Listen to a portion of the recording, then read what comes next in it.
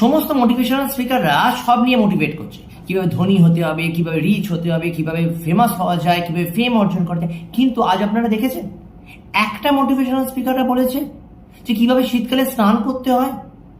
দিনের পর দিন আমাদের কথা তো বাদই দিলাম, দিনের পর দিন যারা মাসের পর মাস কলেজ হোস্টেলের ছেলে মেয়েরা আছে তারা স্নান করছে না। আপনি ভাবতে পারবেন তাদের গায়ের গন্ধ এমন জায়গায় পৌঁছেছে বা মাথায় এমন ময়লা জন্মেছে যে মানুষের শরীরে আমাদের ময়লা আসছে না, উকুন আমাদের শরীরে মাথায় বসছে না, মাথা যাচ্ছে উকুনের কাছে বসতে, ময়লা শরীরের কাছে আসছে না, ময়লা শরীর যাচ্ছে ময়লার কাছে। ভাবা যায়?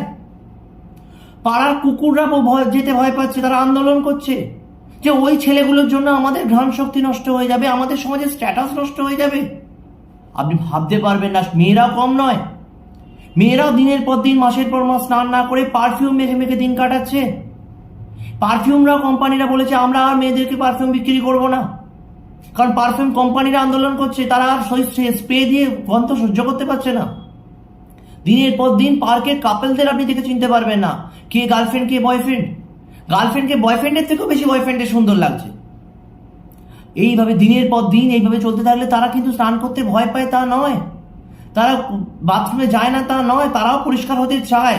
কিন্তু তারা যেই বাথরুমে ঢুকছে আধ ঘন্টা ধরে 30 মিনিট ধরে তারা ভাবছে শাওয়ারের নিচে বসবে কি বসবে না, দাঁড়াবে কি দাঁড়াবে না।